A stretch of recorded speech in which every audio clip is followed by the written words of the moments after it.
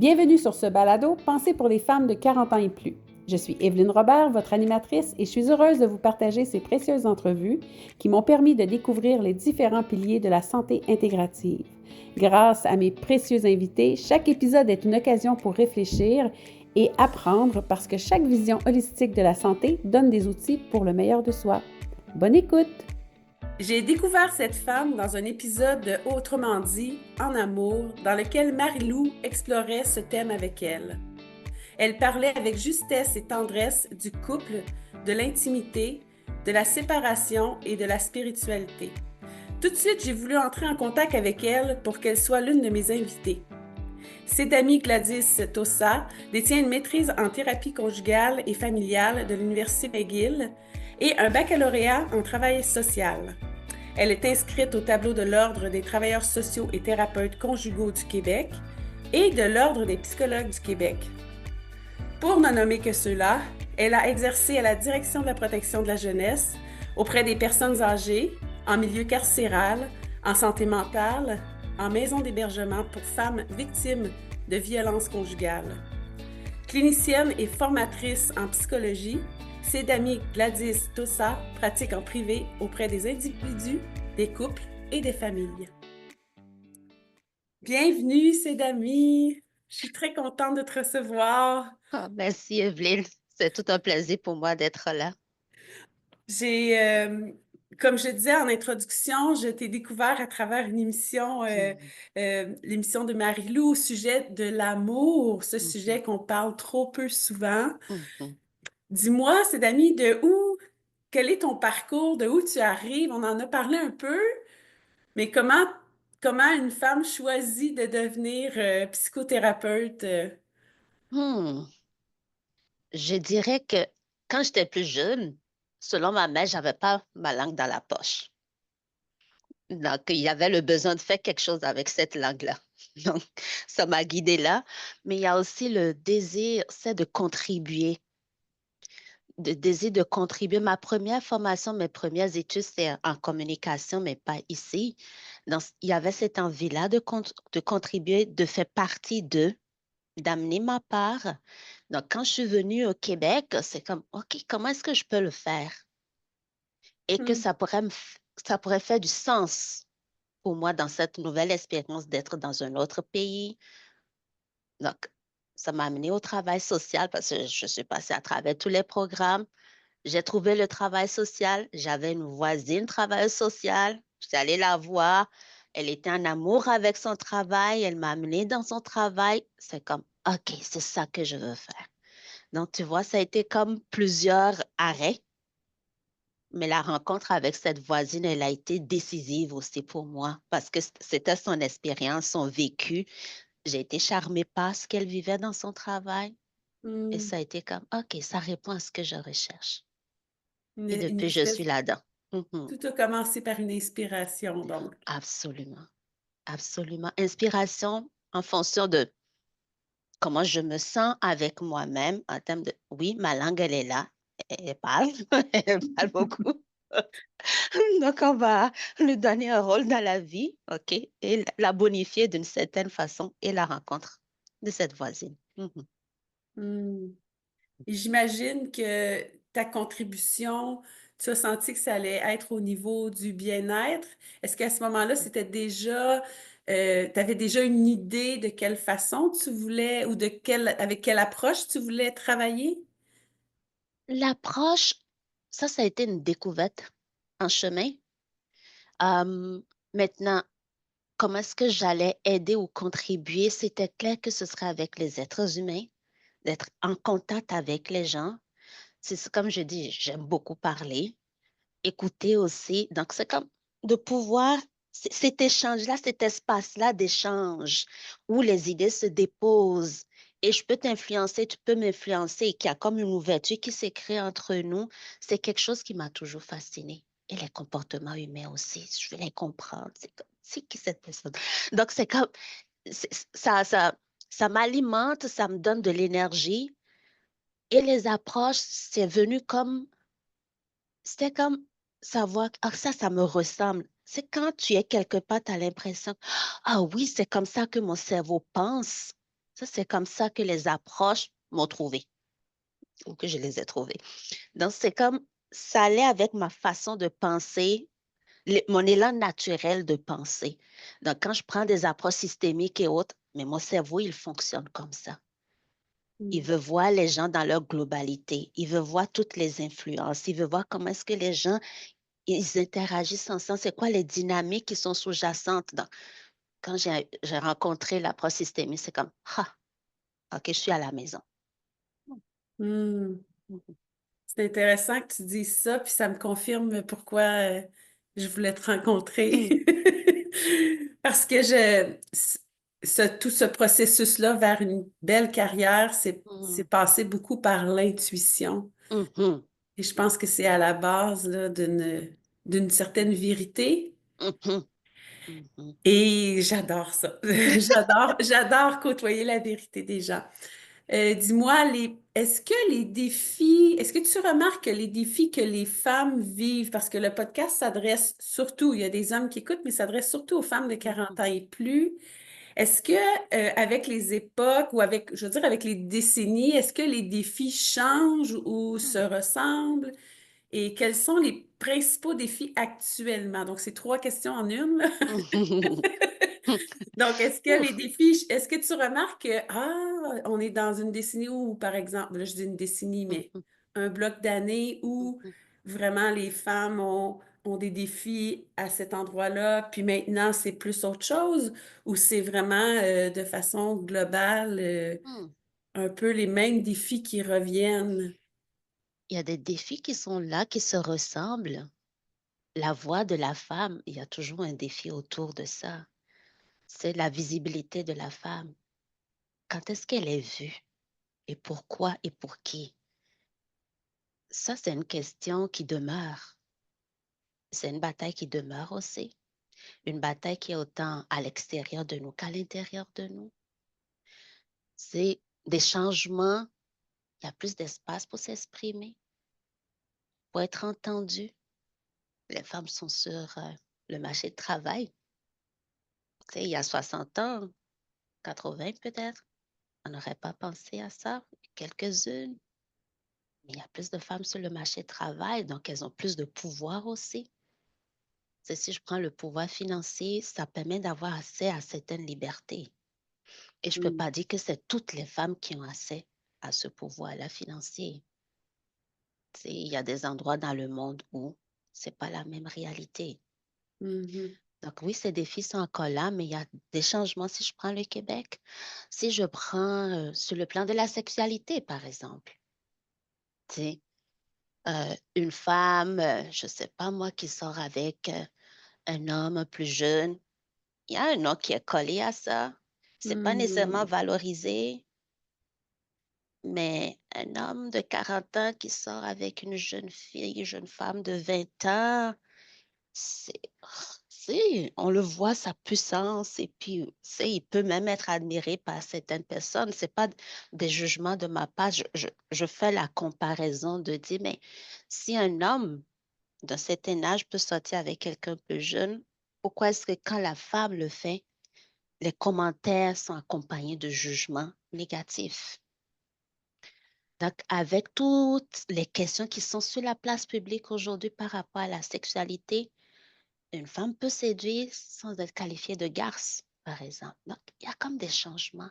Ça prend un certain temps, mais tranquillement, on s'en va vers là où la femme peut avoir une place sans se changer, sans devenir quelqu'un d'autre. Donc, Mm. je peux observer ça. Elles parlent plus. Elles savent aussi un peu plus ce qu'elles valent. Et je me dis, mais plus nous prenons de l'âge aussi, plus il y a comme cet espace-là où je me connais un peu plus.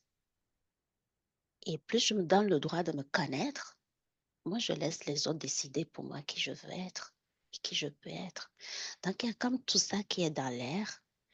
Et je crois et j'espère et je rêve que ça continue et que les femmes puissent tenir debout dans toute leur dignité comme être humain. Donc, est-ce que je réponds à ta question? Oui, oui. J'ai l'impression que ça demeure quand même un sujet fragile, un sujet.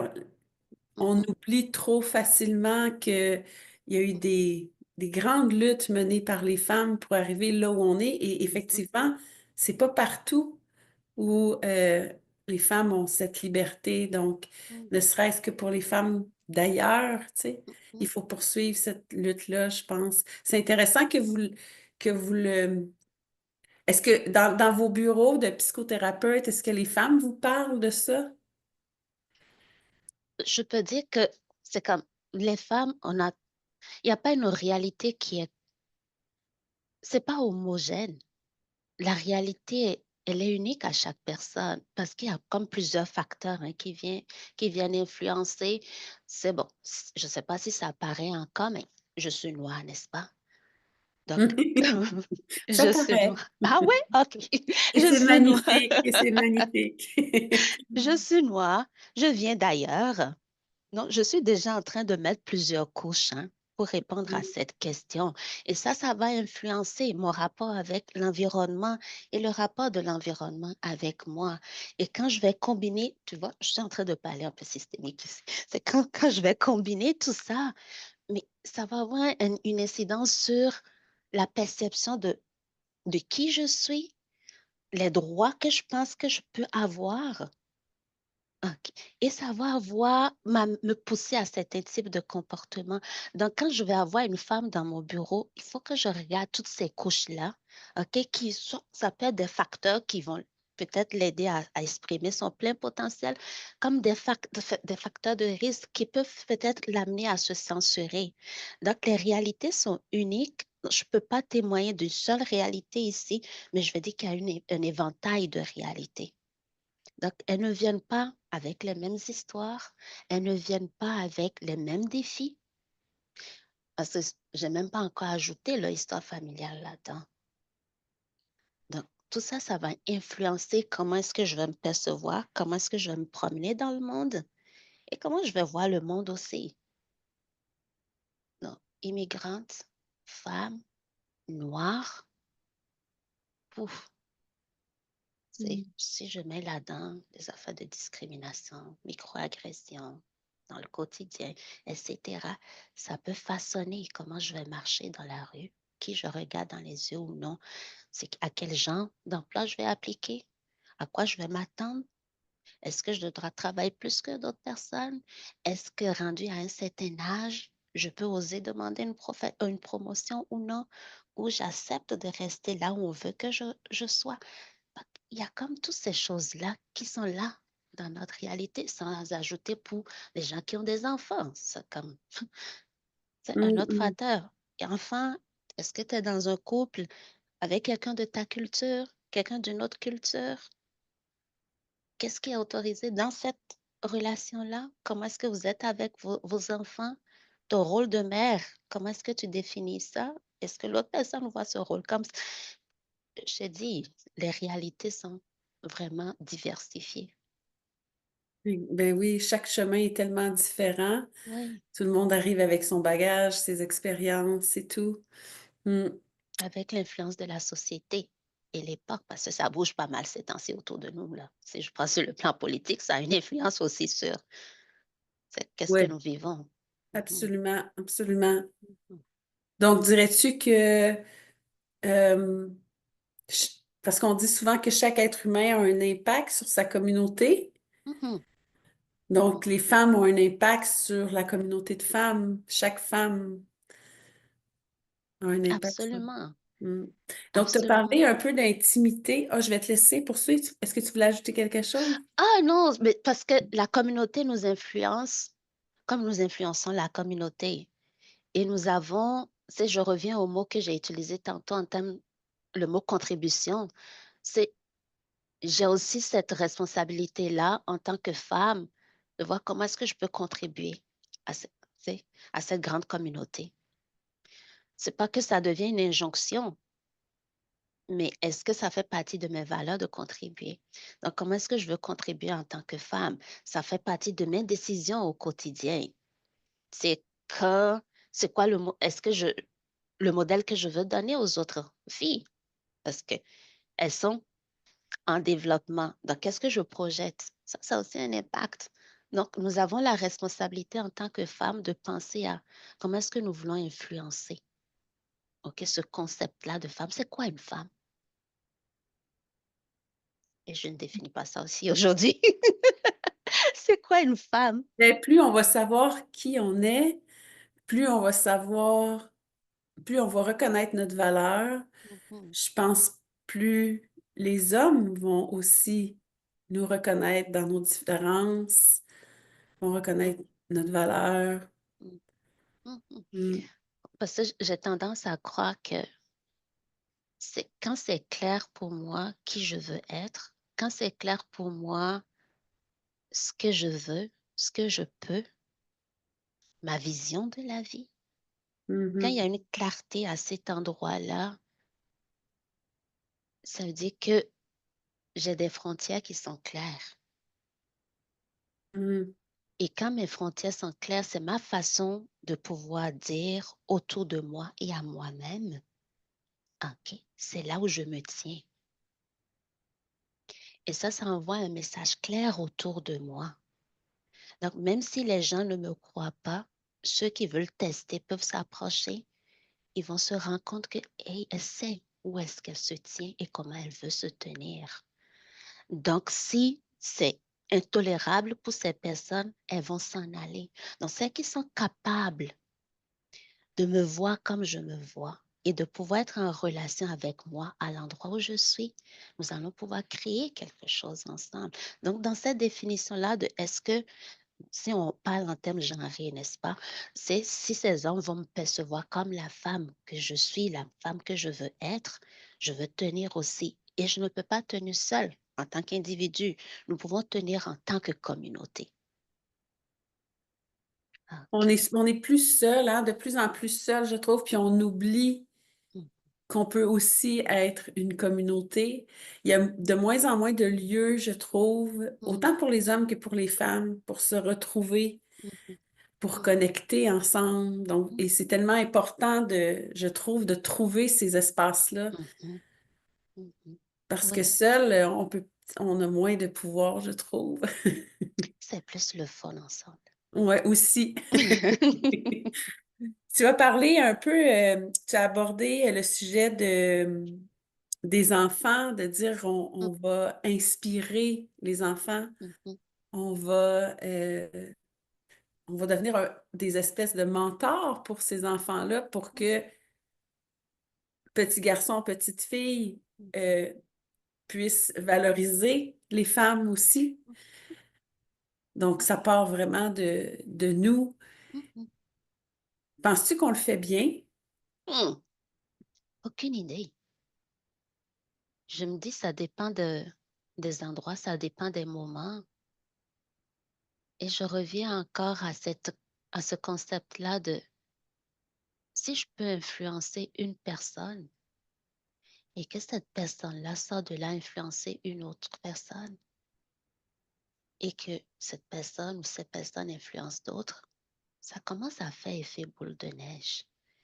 Et c'est là où j'ai du pouvoir. Mm. Donc, j'ai tendance à me ramener à cet endroit-là où je peux assumer ma responsabilité, qui peut être en cohérence avec mes valeurs et mes choix. Et c'est là où je peux changer quelque chose. Donc, j'ai tendance à me tenir là. OK. Donc, Mhm, à pas laisser quelque chose qui fait pas de sens sans exprimer ou sans nommer. Je vais prendre un exemple, ça me fait beaucoup penser à ça. Moi, j'ai deux ados garçons. Puis, je leur parle beaucoup parce que là, les filles commencent à ben, pas mhm, commencent, là, mais les intéressent de plus en plus et tout. Puis, tu sais, je les écoute beaucoup pour pouvoir mieux les guider. mhm, Puis dernièrement, j'en ai un là, qui a une nouvelle petite fréquentation, puis je l'entendais lui dire à la jeune fille, ma mère m'a dit, puis mhm, j'ai eu l'impression que pour la jeune fille, ça devait être rassurant. mhm, mhm. Qu'il y a une Puis maman en arrière. ouais, c'est ça, Mhm, exact. Donc, je pense que d'être effectivement à l'écoute, puis mhm, de prendre ce rôle de guide-là, ça n'a pas besoin d'être si exigeant. Ça peut juste être, est-ce, est-ce que je peux aider mes enfants à faire des bons choix et à faire des belles actions Mhm, mhm. pour Et participer ou mhm, contribuer? absolument. Et ils nous regardent, c'est, ça n'a pas l'air de ça, mais nos enfants nous regardent. Et ce qu'ils vont le plus se retenir, c'est ce que nous avons fait. C'est parce qu'ils apprennent en nous observant et aussi en faisant des expériences. Et puis là, ils voient les conséquences. Ils peuvent tirer des leçons ou non à partir de ça. Mais un de leurs styles d'apprentissage, c'est l'observation, c'est de nous voir aller. Donc oui, nous pouvons dire les mots si nos comportements, nos gestes n'accompagnent pas ces mots-là, ce serait incohérent. Donc, si je l'ai dit, c'est important que tu traites. En fait, je vais ramener ça à l'humanité. Parce que femmes, hommes, etc., nous sommes tous des êtres humains, n'est-ce pas? Mhm. Des êtres humains qui ont des droits, qui méritent le respect, la considération, la visibilité. C'est important pour nous d'être reconnus, d'être vus, d'être aimés, peu importe qui nous sommes. Et qu'en tant que femmes, nous avons ces mêmes droits-là. Donc, de pouvoir montrer dans mes comportements, soit de traiter mon enfant ou les gens autour de moi avec cette considération, avec ce respect-là, avec une ouverture, il y a quelque chose que cet enfant apprend de moi, que ce soit un garçon ou une fille.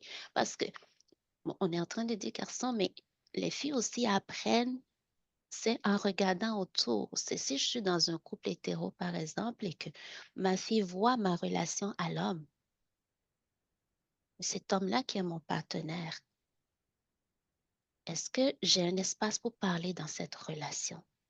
C'est comment ça se fait le partage de pouvoir dans cette relation-là? Est-ce qu'il y a de la collaboration ou non? Si en arrière, je suis en train de le dire, fais-toi respecter, hein? Mm. Mais dans le quotidien,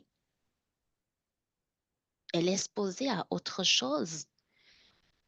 Dans cet inconscient-là, il y a quelque chose qui se passe. C'est en train de définir pour elle ce qu'elle peut revendiquer dans une relation à l'homme. Et ça peut remonter à plusieurs générations, ça. Donc, pouvons-nous regarder, mais ça a été comment cette relation-là, homme à femme, femme à homme, à travers plusieurs générations, c'est quoi les droits? Et si je veux briser un cycle pour la génération que j'ai en face de moi, puis-je tenir compte de ce qui s'est passé parce que je peux être teintée de ça sans m'en rendre compte. Donc, je veux le savoir et je veux me voir aller.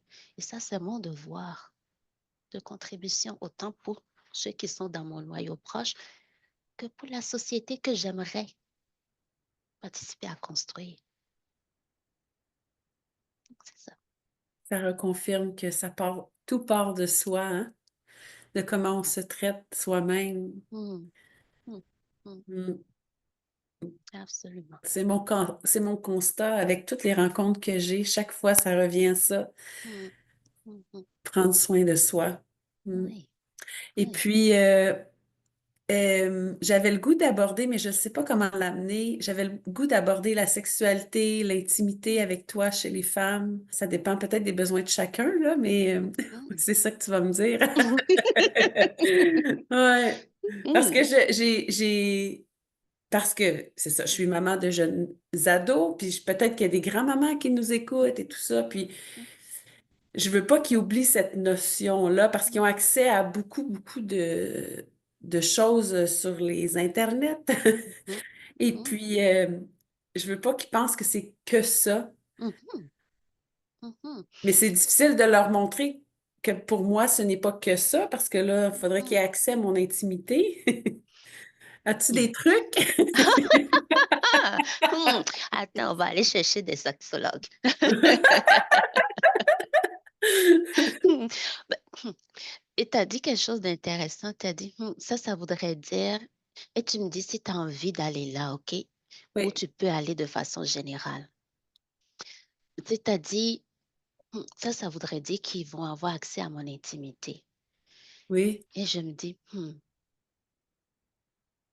qu'est-ce qui arriverait s'ils ont accès à cette intimité et quelle partie de cette intimité, jusqu'où tu veux leur donner accès? Ce qui me ramène à la question de, c'est des frontières, où est-ce que je veux tracer la ligne? Donc, Mm. est-ce que c'est une porte que j'ouvre, c'est une fenêtre que je vais ouvrir sur cette intimité-là?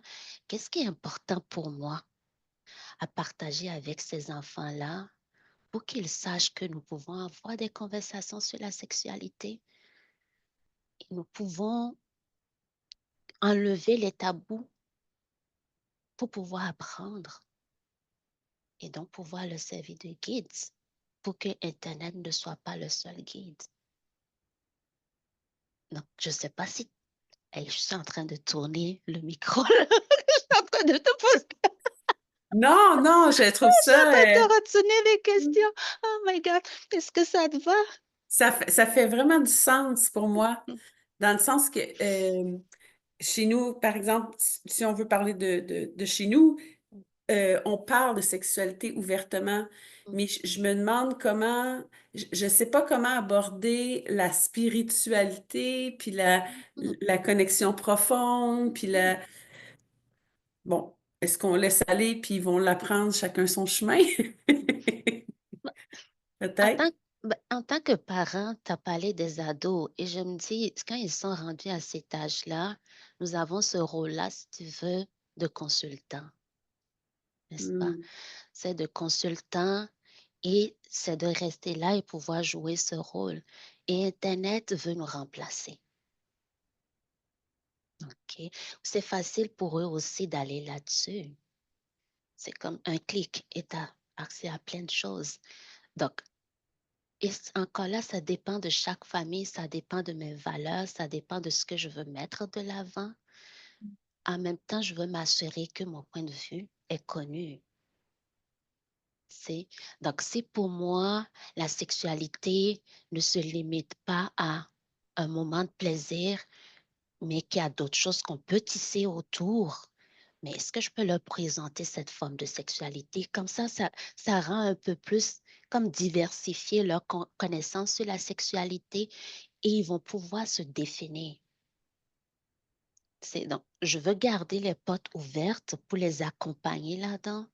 Est-ce que je vais m'empêcher de dire ce que je pense? Non, ça se peut qu'ils ne soient pas d'accord, ça se peut qu'ils aient des influences, des amis, etc. Mais c'est ça qui rend encore la conversation plus riche. Mhm. Parce que s'il y a comme cette ouverture-là où ils peuvent venir et puis, ah, j'ai entendu ça, ça, ça. Des fois, ils lancent des affaires comme ça, ils vont dire, c'est Paul qui pense ça. Mais ils sont en train de tester, voir qu'est-ce que maman pense de ce que Paul pense. Non, ça me donne l'opportunité d'aller chercher ce que eux ils pensent de ce que Paul pense. Et là, ça me donne des portes peut-être pour amener des choses, si c'est vraiment le moment. Et des fois, juste de semer des graines, ils ont la capacité de les arroser Hmm. pour que ça pousse. Et je veux garder cette ouverture-là où on peut amener toutes les préoccupations, parce que c'est là où j'ai un certain pouvoir d'influence encore sur mes ados, pour qu'Internet ne m'enlève pas tout ça. Donc, peu importe le style de sexualité, pouvons-nous en parler? Et est-ce que tu sais ce que tu es en train de prendre comme décision? Es-tu prêt à assumer ce qui vient avec les choix? Parce que peu importe les choix que nous faisons dans notre vie, ça vient avec des conséquences. Il y a des conséquences qui sont agréables, il y en a qui sont désagréables et tout ce qu'il y a entre ces deux-là. Donc, je veux entraîner mon enfant à pouvoir utiliser sa capacité de discernement. Parce que si je sème ça, je peux aller me coucher. Je sais que cet enfant-là pourra prendre les meilleures décisions. Donc ça, c'est ma job en tant que parent, de semer cette capacité-là, de pouvoir l'aider à développer ça. Et je peux être tranquille. Donc, tu veux vivre ta vie sexuelle? Fine. Mais qu'est-ce qui vient avec? C'est cool, mais ça vient avec des responsabilités. Parce que si tu vis cette sexualité avec quelqu'un ou plusieurs personnes, c'est des êtres humains Mhm. qui ont besoin aussi d'être respectés, d'être considérés et tout ce qui vient avec. Est-ce que tes choix tiennent compte de ça? Est-ce que le choix t'offre ça? Pouvons-nous allons aller regarder ça? Donc, veux-tu avancer là-dedans? On est adolescent, on sent on peut sentir le fourmillement à l'intérieur de notre corps. Il change des Mmh. sensations qui n'étaient pas là quand on avait 5 ans, mais ça dépend encore des enfants. On peut avoir 3 ans et puis avoir déjà eu des sensations parce que, bon, mon clitoris m'a parlé une fois que je l'ai frotté sur la coudoir d'une chaise et puis ça fait découvrir des choses. OK. À l'adolescence, c'est plus présent parce que, bon, le corps est en changement, etc. Mais c'est pas parce que j'ai vu quelqu'un à l'école et mon cœur s'est emballé ou une autre partie de mon corps s'est emballée que ça veut dire absolument qu'il faut que je l'exprime de façon sexuelle. Donc, pouvons-nous avoir ce genre de discussion? Est-ce que tu sais ce que tu es en train de choisir? C'est tellement, ce que tu dis, je trouve qu'on pourrait transférer exactement ce que tu viens de nous donner comme piste de réflexion Mm, à nous, les femmes, de mm, chaque à 30 ans, à 40 ans, à 50 ans, à 60 ans, on pourrait se mhm, poser ces mêmes questions. mm. Parce qu'à chaque époque de notre vie, notre corps aussi réagit différemment. Ok, Notre oui. corps répond différemment, a des Mm, besoins différents. mhm, Donc, je pense que c'est, oui, à partir de l'adolescence, mm, si la femme ouvre sur ces sujets-là, mm, ben, peut-être qu'après, la femme, au cours de sa vie, pourra mm. se reposer ces questions-là. Mm. Ça, c'est comme, c'est pas parce que je voulais quelque chose il y a 10 ans que ça dit je le veux encore aujourd'hui. Tu sais? Et ça, c'est important de savoir. J'ai besoin Mm. de savoir ce que je veux, parce que sinon, comment je vais le dire et comment l'autre peut-il le savoir? Et puis l'adolescence, c'est des fois ce que moi j'ajoute, c'est est-ce que tu te connais? Mm. C'est bien beau de vouloir partager, etc. As-tu une connaissance de toi? C'est c'est sûr que pour les jeunes garçons, il y a le focus sur le fameux pénis, mais ils sont plus que ça. Ils sont plus que ça. Donc ça, je peux l'amener aussi dans mes discussions. T'es plus que pénis. Mais comment est-ce que Mm. je peux l'amener à voir qu'il est plus qu'un pénis? Parce que ça évolue aussi, ce fameux pénis-là. Il n'est pas le même à tous les âges. Mm. Mm. Mm. Donc, tu vas faire quoi quand il va changer si tu n'es qu'un pénis? Ah, C'est c'est bien ça. qu'il a plein de choses à explorer. C'est Ah ouais, avec ce même questionnement-là, on peut transférer plein de dans plein de choses. sphères. Ouais. Oui, oui, c'est important. Mm. Mm. Mhm. Mhm. C'est ça. Avant le début de l'enregistrement, je te disais que j'avais flirté avec ton site web, puis que j'avais beaucoup aimé ta manière de... Ben, parce que j'ai compris que toi, ben, tu parles pas, tu parles aussi de limites, Mhm. mais tu parles de frontières. Puis je te disais à quel point j'avais aimé ça parce que je trouve que les limites, c'est rigide, mais Mhm. les frontières, c'est malléable. Mhm. Puis là, tu viens de dire, ça peut changer. Donc, nos limites peuvent aussi changer. Ah, absolument, absolument. Même sans changement au niveau de l'âge, Mhm. dépendamment de, tu sais, comme par exemple, c'est quand tu es en train de dire à ton enfant, par exemple, quelque chose que tu n'aimes pas, ou c'est, tu voulais ça et puis ça ne s'est pas passé, bon, blablabla. Tes limites sont pas comme ça. C'est pas des passoires, Mhm, OK, mhm, en ce moment-là. Mais par contre, le soir, quand vous lisez l'histoire, pour ceux qui font ce genre de rituel-là, c'est qu'ils lisent l'histoire de dodo, etc., où vous êtes dans votre routine, mais ils sont plus, je dirais qu'il y a plus de trous là-dedans. Non, c'est pas une ligne fermée, tu sais, parce que ce contexte-là, ça demande à ce qu'il y ait comme des espaces pour que nous puissions nous retrouver mhm, dans ce mhm, moment où on se colle, on écoute l'histoire, etc. Donc, c'est nécessaire cet espace-là.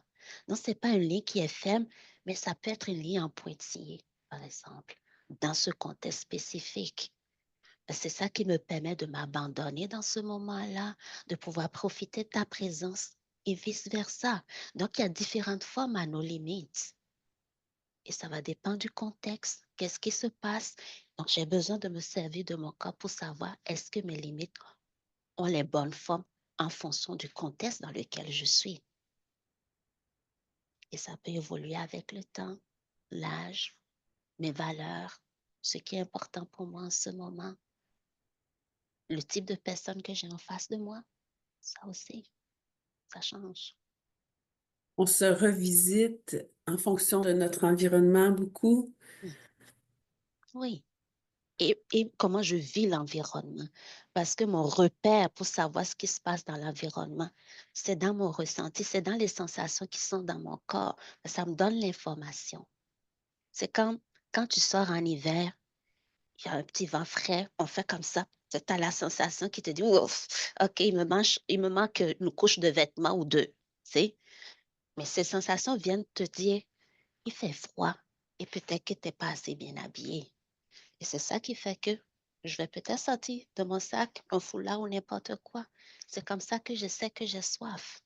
Donc, c'est de l'information que je peux utiliser. Donc, il y a l'information qui vient de l'intérieur de moi, donc les sensations qui sont là, qu'est-ce que mon corps me raconte, ce que mon cerveau me dit, il y a ce que mes yeux vont voir autour de moi. Donc, je prends aussi l'information de l'extérieur.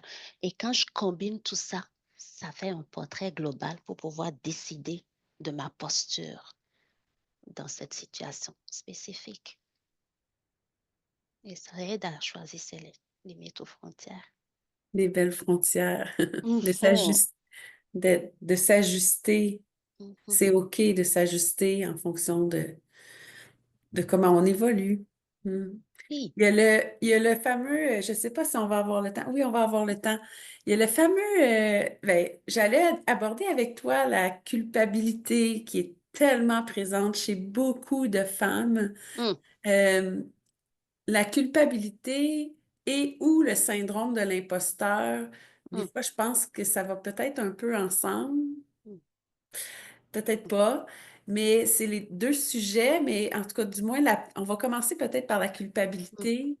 Euh, qui est un sujet qui est porté par beaucoup de femmes, autant dans la famille, autant, tu sais, si la famille va bien ou si on est moins là pour nos enfants. Est-ce que tu penses que ça vient du fait qu'on s'est donné beaucoup de responsabilités? mm. Je dirais, il y a les attentes sociales. Je sais pas si je dirais que les femmes se sont donné beaucoup de responsabilités, mais plutôt que la société leur a choisi les rôles qu'elles devraient accomplir, comment est-ce qu'elles doivent accomplir ces rôles-là, ce qui est attendu de la femme. Donc, parce que tantôt je disais, c'est quoi une femme? Tu sais, c'est en train d'évoluer cette définition. Il y a de plus en plus de revendications implicites et des fois explicites. Pouvons-nous redéfinir c'est quoi une femme? Puis choisir c'est quoi une femme pour moi. Mais en attendant, socialement, quand on est, c'est dans l'éducation, tu sais, ce que c'est attendu de la petite fille? Est-ce que quand elle va calmer l'ami qui pleure, c'est valoriser? Ça commence à la définir? C'est comme ça que tu es reconnue? Il y a ça aussi qui peut influencer tout ce qui repose sur les épaules des femmes. Mm. Donc, je dirais plutôt, il y a les attentes sociales. Comment est-ce que ces attentes-là sont inculquées? Donc, il y a l'éducation qui s'ensuit. Ce à quoi nous avons été exposés? Et c'est important pour nous d'être reconnus, d'être valorisés, d'être vus, d'être aimés. Donc, en tant qu'être humain, nous allons faire tout ce qui est en notre pouvoir pour que ces besoins-là soient répondus. Et les femmes ont appris que, en général, les femmes ont appris que c'est au détriment de leurs besoins. Mm. Donc, il y a tout ce contexte-là, je dirais, culturel, social, familial, qui vient comme tisser ces choses-là autour des femmes. Il fait que quand je vais aller me coucher, alors que ce soir, j'ai brûlé et je n'ai pas donné le bain à mon enfant, et je me sens donc ben mauvaise mère. Mm. Donc, c'est important de travailler sur cette culpabilité-là de et ça revient encore, est-ce que je peux me donner le droit de me définir? C'est- Et prendre de l'âge aussi, il y a comme une liberté que nous ressentons un peu plus. Il y a un courage que nous ressentons un peu plus aussi, de pouvoir oser nous définir, de pouvoir choisir qui nous sommes, que peut-être nous avons moins à 15 ans, 14 ans. Donc, des fois, on regarde l'âge qui avance, on peut dire, my God, je prends de l'âge, plus de rythme, plus de stonnie, le corps qui chenille. Mais je veux voir ça comme une opportunité de pouvoir m'affirmer, mais dans toute ma dignité en tant qu'être humain. Donc, c'est aussi le moment, peut-être, si j'ai encore cette culpabilité-là avec moi, mais qui est à l'avant-plan, de me donner le droit de faire quelque chose avec. Est-ce que je suis obligée aujourd'hui dans ma vie de la laisser en avant? Ou elle peut être à côté ou en arrière. Est-ce que je peux augmenter mon niveau de tolérance par rapport à sa présence? Parce que ça se peut qu'elle ne disparaisse pas. Mais est-ce que je peux augmenter mon seuil de tolérance? Je sais ce qui je suis, ce que je vaux et dans quelle direction je veux aller. Quand elle va venir pour me parler, j'ai de quoi pour me tenir face à elle. Donc, je risque, il y a plus de chances que je ne suive pas le chemin qu'elle va vouloir me tracer. Nous avons ce travail-là à faire. On va Parce qu'on est continuer. bonne on est bonne pour se reprocher, pour Mm, ne pas se trouver à la hauteur, ne pas mm, se reconnaître. Puis mm, je pense qu'entre femmes, on parlait de communauté tout à l'heure, tu sais, mm, ça pourrait être une bonne idée que les femmes, on commence à se reconnaître mm, dans tout ce qu'on est, dans tout ce qu'on fait. Peut-être qu'à ce moment-là, mm, mm, en tout cas, moi, j'essaie de le faire le plus souvent possible mm, mm, parce que je suis entourée de jeunes mamans, puis tu sais, souvent les mm, jeunes, elles arrivent, puis là, j'ai pas eu, tu sais, ça s'est mal passé ce matin, l'autobus, mm, le lunch, j'ai pas à 100% comme je voudrais. C'est pas, on dirait qu'à partir du moment où on n'est pas 100% mm, mm, parfaite selon nos standards, mm. la culpabilité embarque. Elle ne chôme pas. Non, non, c'est ça. Non, non. Et ouais, je pense que le fait Mm, de se reconnaître dans ce qu'on est, dans ce qu'on fait, mm, le mm. soutien des autres femmes peut aider aussi. C'est pour ça on va vers la connexion. Et quand elle est là, quand notre réseau est là, c'est comme si j'ai mon filet autour de moi. Et si je ne peux pas me rattraper dans un moment où je tombe, mais mon filet peut m'aider, soit à me rattraper ou à retrouver mon équilibre. Donc, d'avoir des gens qui peuvent me comprendre, mais qui ne viendront pas donner le biberon à la culpabilité, parce que on peut se juger entre nous. OK? Oui. Il suffit d'un regard, ton enfant est en train de pleurer, je peux te regarder et tu vas te sentir comme une mauvaise mère. Tu l'as mal éduqué. Mm. OK? C'est ça que mon regard est en train de... On peut se juger très bien entre nous. Parce qu'il y a ça qui est intériorisé aussi. Nous sommes des superwomen. OK? Et aujourd'hui, on doit être 100% bonne sur tous les fronts. Humainement, ce n'est pas possible. Il faut trop souvent se rappeler d'être solidaires, les femmes. Mais nous tous, en tant qu'êtres humains, je vais élargir ça à tous les êtres humains dans le sens que je crois à cette interconnexion, si tu veux. C'est comme homme-femme, peu importe comment est-ce que nous sommes en train de nous définir, parce qu'il y a toutes les personnes aussi qui ne se définissent pas comme ça. Donc, je suis en train de me dire, mais si nous pouvons tous nous traiter comme des êtres humains qui ont des droits en en tant que respect, considération, que nous avons une valeur, nous valons quelque chose. Peut-être pas la même chose, mais nous valons quelque chose. Et ça a besoin d'être reconnu, que nous avons tous besoin d'être vus comme des êtres dignes, d'être aimés, dignes d'avoir une place, dignes d'avoir une voix, dignes d'être tout court. Ce monde serait différent. Donc, je vais élargir ça à tout le monde et j'ajouterai si nous commençons à nous traiter de cette façon-là, nous pouvons changer ce monde. Mm. Mais ça, c'est Encore ce une en quoi je fois, crois. encore une fois, ça part de nous. S'accorder cette dignité-là. Mm. Oui, oui, oui, c'est nécessaire. S'accorder la tendresse, s'accorder Mhm, de l'acceptation. C'est sûr que quand on se mhm, l'accorde après, mhm, c'est plus facile de l'accorder aux mhm, autres. Donc, c'est mhm, peut-être ce que je sens chez les femmes, là, cette espèce de, ce que je disais tout à l'heure, là, pas- c'est drôle, c'est loyauté, le mot qui me vient, mhm, loyauté les unes envers les autres. mhm, Ça parle de chacune de nous, donc il y a encore du travail à faire. mhm, Je mhm, pense qu'on est sur un beau chemin, mhm. mais il faut continuer de le marcher. C'est pas le temps de dormir. Non, non. Non, non, non, non, Aïe. non, non, c'est pas le temps. Donc, on reste réveillé. J'ai Mhm, eu quelques femmes qui m'ont parlé du syndrome de l'imposteur, mhm, euh, particulièrement dans des milieux masculins, mhm, euh, mais aussi des fois entre femmes. Des fois entre femmes. Le syndrome de l'imposteur, est-ce que ça vient d'un manque de confiance en soi ou mhm, est-ce que c'est, encore une fois, est-ce que ça vient de la société? Le fait, parce que c'est arrivé, ça arrive souvent que les gens se sentent imposteurs. Les femmes me disent, on se sent mhm, imposteur. mhm, mhm, mhm. Le syndrome de l'imposteur, ça vient saboter notre confiance.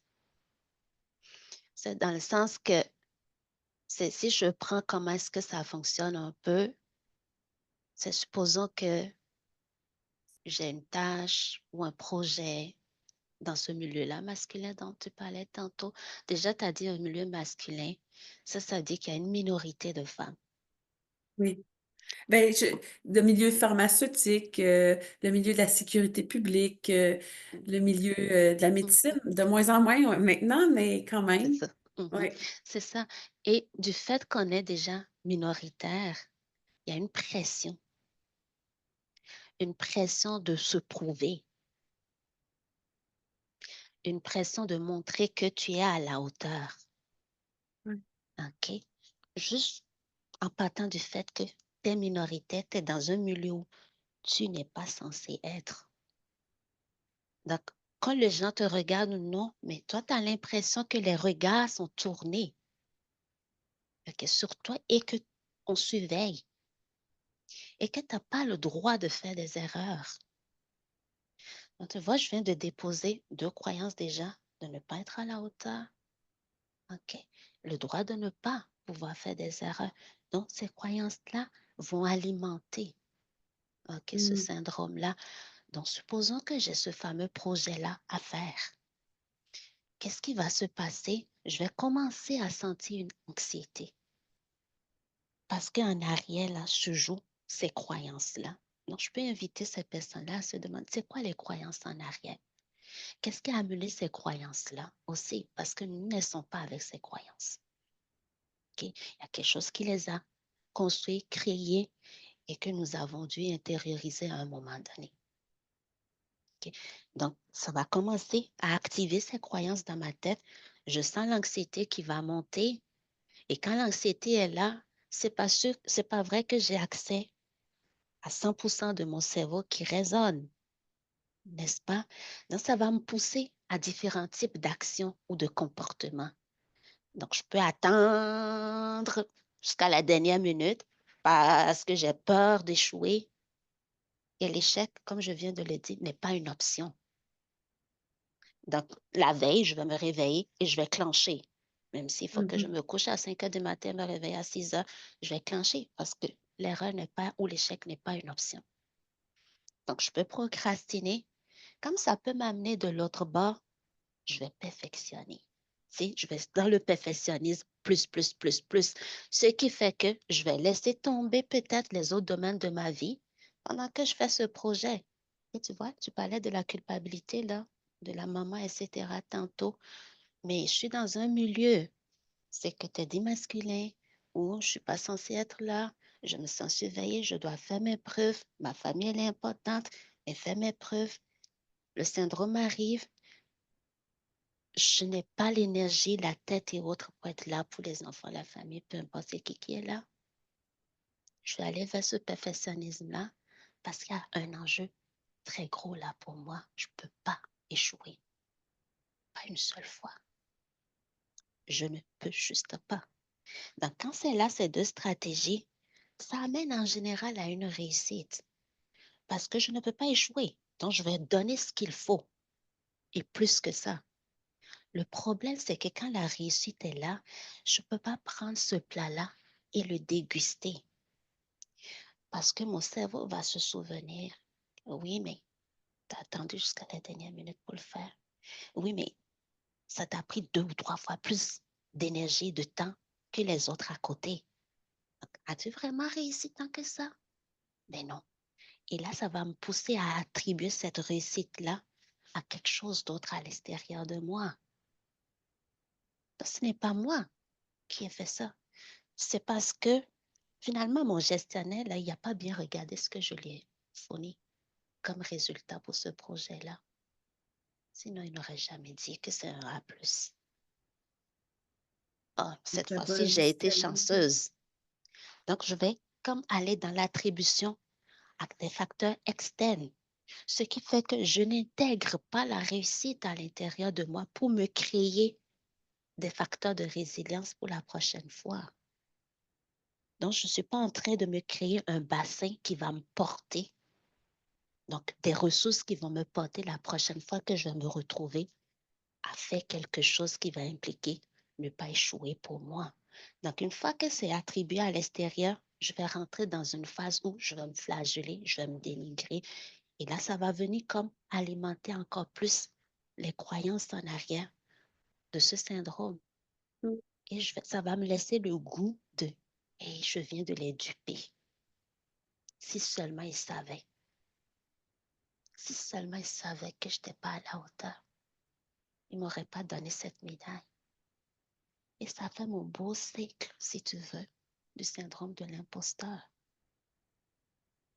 Ça ressemble un peu à ça. Ah, c'est tellement bien expliqué. C'est Merci. tellement bien expliqué. Merci. Merci à toi Merci. de poser la Puis tu question. vois, je me demandais pourquoi je faisais des liens avec la culpabilité, mais tout est là.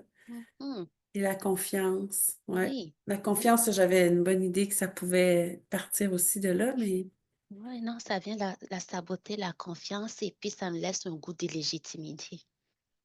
Donc, si tu prends ce milieu-là, quand je finis ce cycle-là, je me sens encore plus illégitime d'être là. Donc, ça ne me permet pas de sortir du cycle. wow! Merci. Et on a abordé tellement de thèmes. Mm. Mm. J'avais pas, tu sais, je pense que j'aurais pu faire une rencontre avec toi de 2 heures. Mais l'idée est vraiment de donner des petites pistes, Mm. euh, puis de revenir à soi. Tu sais, se rappeler que la piste, c'est toujours Mhm. de prendre soin de ce qui est là, puis Mhm. Mhm. qui a besoin qu'on prenne soin finalement. Mhm. On est les Ah, meilleurs pour faire ça. oui, de retrouver notre courage à être authentique, le courage d'être nous, Hmm. de retourner à la maison. Mhm. Cette phrase qui a été dite souvent par un de mes amis qui est un chef héréditaire algonquin. Mhm. Puis il dit, sa mère lui disait toujours, reviens à la maison. Oui, nous avons une maison. Hum, hum, hum. Mhm. Un grand merci en tout cas pour cette belle rencontre généreuse, pleine de Mhm. douceur, de Merci, tendresse. merci, merci à toi pour l'invitation. J'ai eu du plaisir. J'étais tellement excitée de participer que j'étais en avance. Ta mère a bien fait de t'inspirer vers un métier de parole. Merci infiniment. Merci, Puis merci à toi. au plaisir de te revoir. Prends soin de Merci. toi. Oui. Merci pour votre écoute et si vous avez aimé, n'hésitez pas à faire des pouces, des cœurs et des sourires. à laisser des beaux commentaires et à partager. À bientôt!